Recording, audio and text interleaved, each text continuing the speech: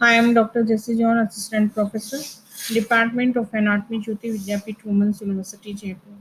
Today we will discuss the anatomy of the arches that present in our hand. Namaste, हमेशा खुश रहो बिटिया. Now we will see the arterial anastomosis of the hand. These are palmar carpal arch, dorsal carpal arch, and superficial palmar arch and deep palmar arch. First, we will see the palmar carpal arch. The palmar carpal arch is the anastomosis of the two arteries. These are the palmar carpal branch of the radial artery and palmar carpal branch of the ulnar artery. Anastomosis is joined by a branch from the anterior interossseous artery above and by recurrent branches from the deep palmar arch below, thus forming a palmar carpal network which supplies the articulation of the wrist and carpus. The dorsal carpal arch is the anastomosis between the dorsal carpal branch of the radial artery and dorsal carpal branch of the ulnar artery near the back of the wrist. It also anastomosis with the anterior interossseous artery and the posterior interossseous artery. Branches will be three dorsal metacarpal arteries which bifurcate into the dorsal digital arteries. Near their origin, the anastomosis with the deep palmar arch by perforating arteries.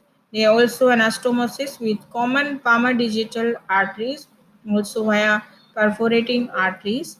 The first dorsal metacarpal artery arises directly from the radial artery. The superficial palmar arch is formed predominantly by the ulnar artery with a contribution from the superficial palmar branch of the radial artery. The superficial palmar arch would lie approximately at the level of the line drawn from the distal border of the fully extended thumb across the palm. The superficial palmar arch extends more distally than the deep palmar arch. Branches of the superficial palmar arch. The palmar digital artery runs on the ulnar side of the little finger, and three common palmar digital artery arises from the arch. They each receive a contribution from a palmar metacarpal artery near the level of the metacarpopharyngeal joint. Each common palmar digital artery divides into two proper palmar digital arteries. The digital branches arise from this palmar arch supply the medial three half fingers. You can see in this picture the superficial and the deep palmar arch. We can see more clearly here. The deep palmar arch is formed mainly from the terminal part of the radial artery with deep palmar branch of the ulnar artery. Deep palmar arch lies upon the base of the metacarpal bones and on the interossea of the hand. Branches are three palmar metacarpal arteries.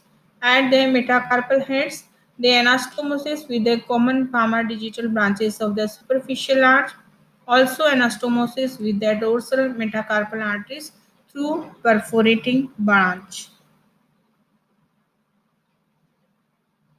So we can see here more picture. Now we will see the arterial anastomosis around the shoulder joint.